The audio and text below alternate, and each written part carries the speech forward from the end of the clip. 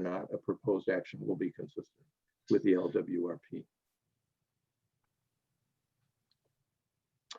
Section 6, it's basically a template provided by the Department of State.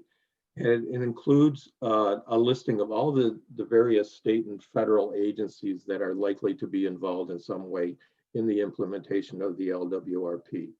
Now, their involvement could be actual projects that these state or federal agencies may undertake. Might be something like, the state comes in and wants to dredge a portion of the Erie Canal. Or it may be that a federal agency wants to do something in some location along the waterway. Or it could be a utility that wants to put in some type of infrastructure or something like that. So this section basically identifies those state and federal actions that might affect implementation, have to go through consistency review by those actual agencies.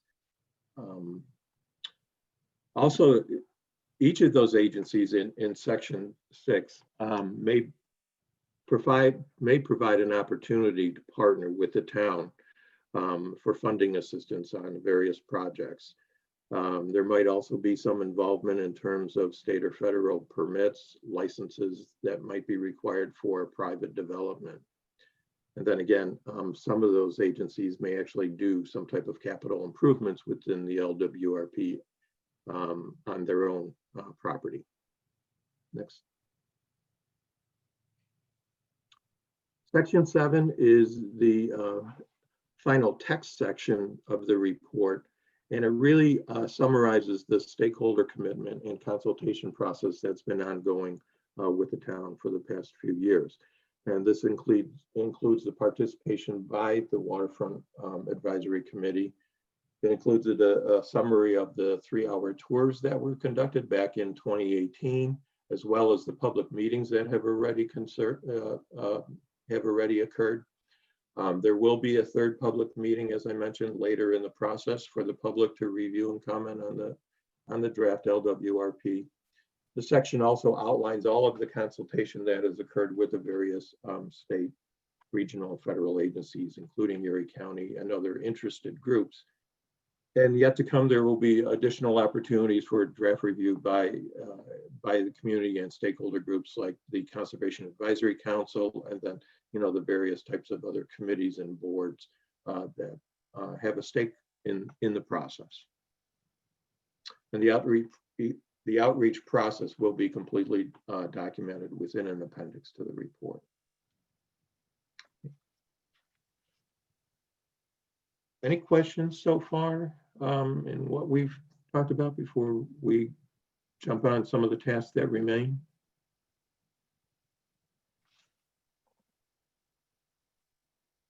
Okay. Great. So in terms of the tasks that remain, where we are right now is the Valeria Ivan, who is the DOS representative to the town for the LWRP process. She couldn't be attending the meeting this morning, but she has been provided with the preliminary draft of the LWRP that's available on the town's website. And they have begun their process of going through that preliminary draft. Once they've completed that process, that it probably will be early in 2021, we will start to get some of the sections back from the DOS with their comments, and then we will go into the document and provide revisions to the document based upon their comments. Sorry, was it? Okay. Once, pardon me? Oh, okay. Once the preliminary draft has been revised based upon the initial comments from DOS, then that document will be deemed complete by the town via a resolution, and then that document becomes the complete draft LWRP. It will include all of the text, all of the maps, and all of the appendices that we've been talking about. And then as a complete draft, the DOS will go through a 60-day review. They will circulate it among state agencies, federal agencies, and local agencies like Erie County. That will allow for 60 days of comments per state law. Then the DOS will collect all of those comments, explain why the changes may be necessary, and then the town and EDR will make those changes to the document. After the 60-day review period has elapsed, then we go in addressing all of those comments, make the revisions, and we prepare the final LWRP document. It's during this process that we're proposing to handle the third public meeting. Then after all of that is done, the town has not yet adopted the LWRP, but after the final process, after the final LWRP has gone to the DOS, we've had the public meeting, then the final document is prepared and the town adopts and submits the document to the Secretary of State for its final approval.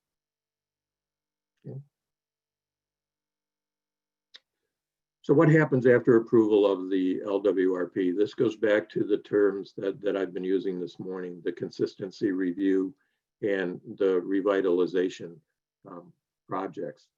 Again, during consistency review, any public or private sector action or an action by a state, federal agency within the boundaries of the LWRP need to be considered. Again, the action needs to align with the goals and policies stated in the LWRP. And we need to make sure that the actions don't become a hindrance to the town's revitalization efforts.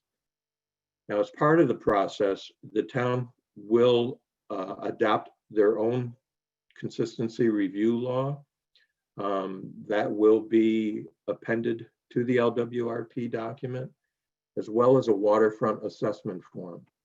And the waterfront assessment form, for those of you who are familiar with the seeker process, is kind of it's just another level of review of a proposed action, very similar to a seeker assessment form. It talks about the description of the action, and it needs to consider the different types of resources in the area and how the action may impact, if at all, some of those resources or the goals and policies in general of the LWRP. So the consistency review, again, is one of the two most important reasons for doing an LWRP, to make sure that everything that happens along the waterfront is done in a favorable way to promote the desired revitalization of your waterfront. The other main purpose for the LWRP, the other main purpose is to leverage funding assistance, and that's for implementation of those 15 projects that we discussed in section 4. Now, over the course of the future, there may be additional projects that the town may want to undertake, and that can be included in the LWRP through an amendment to the LWRP, basically going to the DOS and amending your documents so that it includes updated projects that those as well could go after additional funding. So again, two main parts of the LWRP process: consistency review, make sure that nothing's happening along the waterfront or within the boundaries of the waterfront revitalization area, so that you can go ahead and implement your revitalization projects, as well as any other actions that are needed to enhance the waterfront. Okay. All right, next slide, I think. Okay, so we can open it up to questions and comments. The one thing I'd like to ask, is Is there anything specific that is of interest to any of the committee members, or are there specific sections of the report that you may want us to revisit or to look at in more detail this morning? You know, we went through this pretty quickly. As I mentioned, it's a very lengthy document, contains a lot of information. And some of you may not have had a chance to look at the document. So please feel free to answer any question, ask any questions right now, and we will do our best to answer your questions.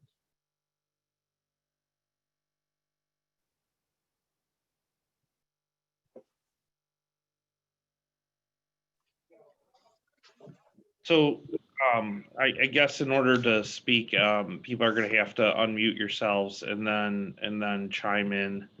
I guess I'll start. I have a question, kind of detail question, but relative to, I'm in section 3 on policy 6. Okay. Which is expedited permit procedures in order to facilitate the siting of development activities at suitable locations. Mm-hmm. So, you talk about the local applicability of the policy regarding the comp plan, and then the I guess the question I have here is, so we're basically, you're talking about creating an expedited permit review, but I don't know what we're actually trying to do in terms of expedition here. Is there a shift towards more of a agency or staff-based review, or what's the baseline of this recommendation? To me, it kind of talks about compliance with the comprehensive plan, and it talks about development policies, but it doesn't necessarily get after the action item or what it is the policy is looking for from the town. Yeah. Would that be in the appendix, the consistency review? I'm looking at. No. Will we specify that though in the consistency review? What the process? The action? Well, I guess so. So policy 6, right? It's the explanation of policy talks about, why we would want to expedite permits to facilitate siting of development activities, which I take development activities as meaning state, federal, local, county, or private. And basically we want the activities that we're looking for in the plan or that are consistent with the plan. So then we go into the local applicability piece, which is right, which is why that policy, why the policy would apply to us. And then we come out of it, and it says the town will continue to establish guidelines and standards to improve predictability by clearly stating what is required from developers and property owners to reduce potential for protracted review process. But it doesn't actually say, right? So to me, I look at policy 6 of the state and say the state wants you to basically clear the road for all those agencies who are working, that are going to implement your waterfront plan, to basically get through your waterfront consistency review, your planning board, your zoning board, whatever methodologies there are in the way, right? So the state wants a town to cut through its own red tape. Yeah. But we're not, all we do is come out of this and say the town will continue to establish guidelines and standards to improve predictability. We don't actually say, here's a streamlined process for staff review. And I think that, or something along those lines, right? Which is what the state wants, because the state doesn't want, okay, the state says, hey, we like this LWRP, we're going to start investing in this waterfront area along with you, but we don't want to run into, it's kind of ironic coming from New York State, right? But we don't want to run into bureaucracy with our projects. So I think this policy needs an action built into it that says this is how Amherst plans to streamline this. And that's going to take a little bit of work because we haven't had that conversation. But what would that look like? Is there a joint meeting of a waterfront advisory committee and a planning board? Is there a threshold by which we do administrative review versus planning board review? That's what we got to get after. Does that make sense? I see Jay shaking her head. So yeah, no, absolutely. That makes sense. One of the things that we could do is to prepare some type of flow charts. I know other communities have done that. That outlines the process. That would be one way to at least clearly indicate what the process is for an agency or a developer, as well as the planning board or town board. Well, and that would make sense. But I think we want to have a stated flow chart of a statement of this is the process. But then if you're in the LWRP area and you're doing a project that complies or is part of our LWRP, here's the process and it's expedited. Yeah. So if you're a developer, or if you're the state, or if you're the county, you have a reason to comply with the LWRP because, hey, if we're in full compliance and allegiance with this thing, then we can get our project expedited. And here's the process. Yeah. So, okay. Totally agree with you, Supervisor. And that's something that we can work on. So then the next thing that, and again, I know that from a school standpoint, I know Tony Day and Tony Pennell aren't with us today, and Superintendent McKenna, since it's your first time with the committee, I'm not going to throw you under the bus, so to speak here.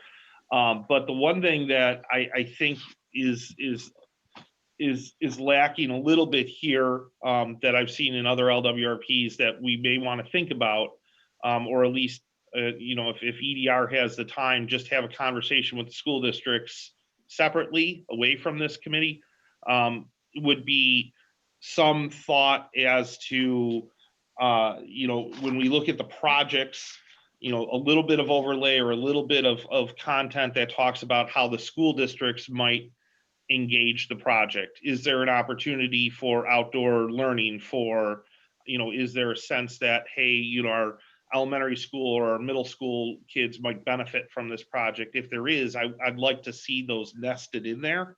That doesn't have to be done today, and I'm not looking for it to be done today, but Jane and Jeff from our office, maybe if each one of you could just spend a little bit of time on the phone with somebody from the superintendent's office, whether it's the superintendent themselves or somebody that's dealing with academics, just to add, not looking to revamp everything. And Superintendent McKenna, does that make sense to you?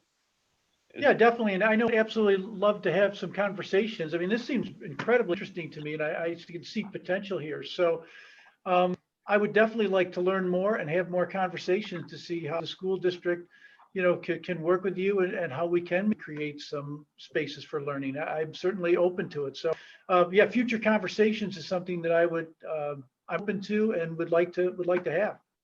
So Jeff, from the town, Jeff or Jeff and Ellen, can you within the next couple of weeks maybe just try to and for Superintendent McKenna's sake, maybe you can run through some of the projects that we're doing kind of quickly with them. Sure. and kind of just bring them up to speed on the project ideas Sure. and go from there. And you just want to modify section 4, is that correct? Yeah, that's all. And I'm Okay. not looking for a lot. I'm just looking for those components, Those right? little loads. So when we go to the state and say, here's why we're doing it, and this is how it benefits us, and this is how it benefits the schools, there's a little bit more emphasis on education, and if it makes sense. I don't It want makes sense. It does make sense, especially on our Tonawanda Creek projects. Yes. okay.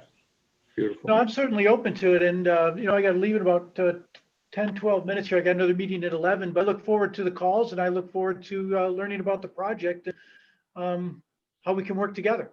Okay. Okay, we'll be reaching out to you then. Thank you. Okay. Thank you. All right, thank you. So those were the two items that I had. I know they're a little bit specific, but No, those are perfect, Brian. I appreciate the comments.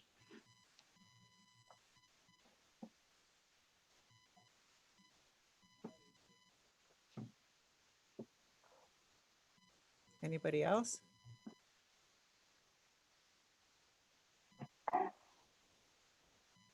I'll chime in here. Okay, I had a couple of minor things. I'll send them to you separately, Ellen, in an email. But the one on the implementation side, that's the one that always gets hung up in the works. And I didn't see a discussion in here on prioritization. And Mhm. I think there's a consensus building that you get with a prioritization on there, where if you pick something that the community gets excited about, you get one project going forward, one that you've got resources for, it just builds momentum for the rest of the plan. So on that front, I would suggest if there was a way to, I don't know if we have to prioritize them or at least put them in an order that, or flag them, and the ones that could move a little more quickly than the other ones, or the ones that require less work to move forward on there. Mhm. And and in terms of moving forward, I would make one comment in the resource section on there, and I'm not sure the town's eligible, but it's not worth it'd be worth trying on there. The Greenway, the Niagara Greenway Commission funding on there wasn't mentioned at all, and I know Greg Stevens, as executive director out there, they've been funding a whole lot of projects way inland from the Niagara River, and I believe this all feeds into the Niagara Basin. So, boy, they've been really going far out in Niagara County doing projects on there. So it's not along the gorge anymore, right along the Niagara River. So that's certainly worth checking out with him. I believe the standing committees have the final say on those approvals on there, but Niagara or Erie County has got its own standing committee for those approvals on it. So might be worth putting in. What was his name, Tim? Greg Stevens. Okay, thank you. Mhm.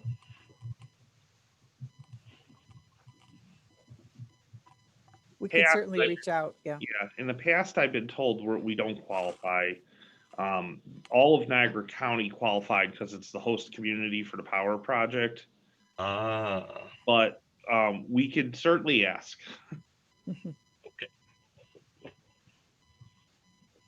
Thanks, Tim. You're welcome.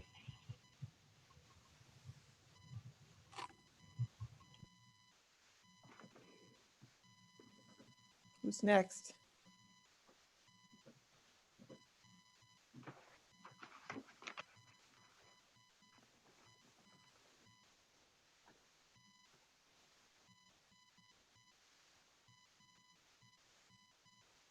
Just as a way of throwing a question out there, I mean, was there anything in the document that when folks were reviewing came to them as a surprise, or what your overall expectation was for the document, and if that met your expectations, or I'd just be curious in terms of just a general overall reaction to the document itself.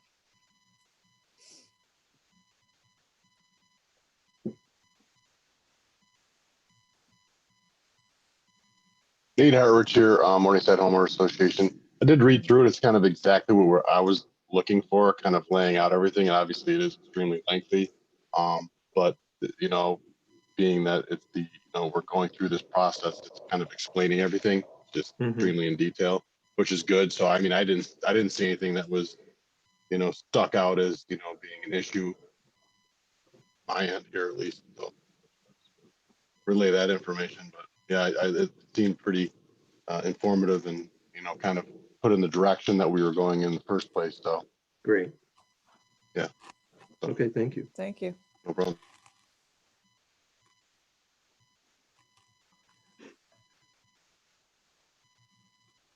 Any other general comments? This is Tim again. I thought it was very thorough. It was way more than I thought was. You know what has to be in it, but I thought that was a whole lot of information in there, especially cutting to the chase where we get to the plan in the back on there. It's very thorough, but the lot of good information in there.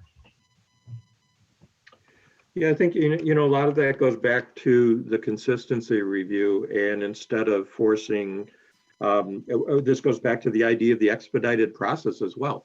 Instead of forcing an applicant or, an agency to go back and review endless plans or studies, that's basically all summarized within this document. I know Jeff has referred to it as kind of a mini comprehensive plan.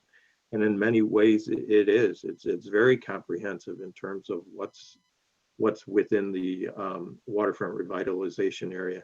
And one thing that we've done that some other communities don't do is we've mapped all of the resources outside of the revitalization area as well, so that for example, if someone is looking for a specific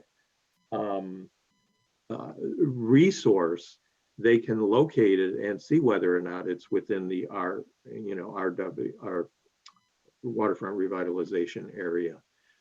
So again, it is thorough, but it's meant to be, a reference guide, kind of a one-stop reference guide for consistency review.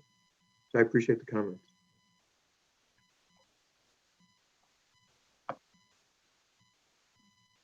Any comments on any of the projects that we should be maybe focusing on other aspects of it than we did, or anything about those at all?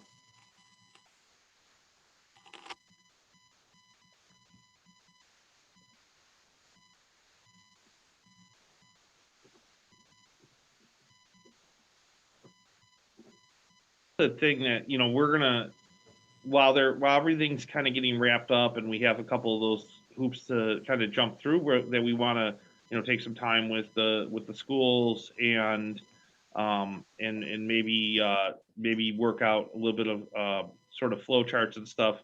So there's some time if you or members of the committee who might not be here, if of want to submit something or submit some comments, I'm sure we can continue to look at those. But I just again, we're into a couple of sort of picky items here, but I think that to the credit of EDR and the planning department, we are into the weeds here, which is really good, right? So, it's time appropriate to kind of bring up anything anybody else sees.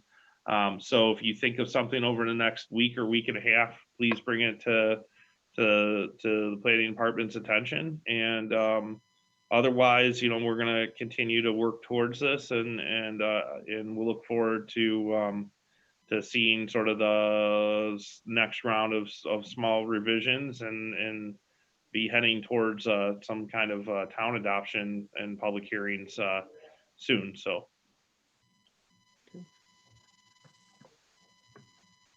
Does anybody from the public want to speak?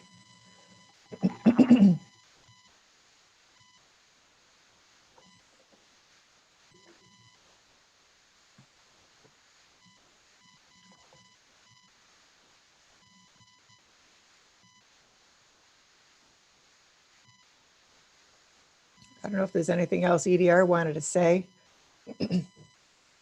before we close. I think the one thing I would like to, ask the members of the committee, I know the document is huge and it's, it takes time to look at and review.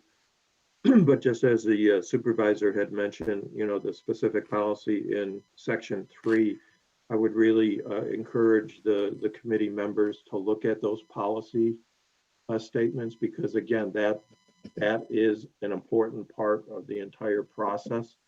So to look at those policy statements and the local application, and if you have similar comments like the supervisor had about being a little bit more specific via flow charts or something like that, we'd really like to hear that type of information. And the same thing with section 4, which are the projects. If you have if you need to understand a project a little bit better, maybe you'll have some comments about some additional details that could be provided by those by those projects. So I would really ask the committee members to review sections 3 and 4. If I could ask EDR just to clarify for everyone, at what point are we able to start requesting funding for the projects? At what stage of the LWRP process? Jane, we can't hear you. I don't know what's going on. We can hear you, but it's very slight. So sorry about this, guys. How about That's now? fine. I can hear you now. Okay, thank you. I've been trying to say some things, but I won't go back to some of the comments that the supervisor made. Great comments by everybody, but with respect to seeking some funding in upcoming years as we continue advancing this plan through to final adoption, it is an option. It is an option if there's an opportunity, and the opportunity would be if the town is ready, has some funding on its side that it's ready to dedicate to a particular project, and specifically if the town has found a partner and they would like to leverage that relationship and move a particular project forward. My experience has been that the Department of State, we would want to talk with them first, but they oftentimes look very friendly upon advancing certain projects while you're continuing to advance the plan itself into final adoption. I say all of that, I have to caveat all of that past experience on the fact that we're in a little bit of a different economic situation these days with, pandemic-led economy. So I'm not exactly sure how things are going to unfold in 2021. But in the prior years, when the consolidated funding application process opened up, that's when we would be looking at and considering whether to submit, an application for some funding through Department of State on some projects. It didn't open up in 2020. We've got our fingers crossed that they will open in 2021. Yeah, Okay. right. Thank you. So, Well, I know that, in the city of Tonawanda, in a past life, I was able to work on that LWRP, and they got significant funding from that stream after their adoption during state review. So, because they had already put it in, the state said, this is probably something that's going to stick, so we're going to support the project with funding right away. So I think that would bode well if we get lucky in the spring and see some funding. We'll see where we go. So another comment that I'd like to share is relative to talking with the schools and understanding how well we can incorporate maybe some outdoor, educational opportunities, whether it's formal with an outdoor classroom or whether it becomes a little informal in that students can do this on their own and they know where to go and they know what to look for. Designing some kind of educational program like that, because that may be another avenue for funding. It's not just because we have an LWRP doesn't mean you only look for funding through the Department of State. And the third avenue that I want us all to be very aware of is public health. It's specifically because of our current livelihoods right now during the pandemic, we've all become, I think, far more aware of the value of our open spaces and our parks and our trails and the health value of our constituents getting outside as frequently as possible. And with that built into many of these projects here, I just would not overlook that as another potential funding source. So we'll make sure those specific items are also addressed in the LWRP. So great comments today. I look forward to revising this plan so that we can incorporate them into the plan while the Department of State is undertaking its review right now. Okay, thanks. Is there anybody else before we leave? Like to say anything?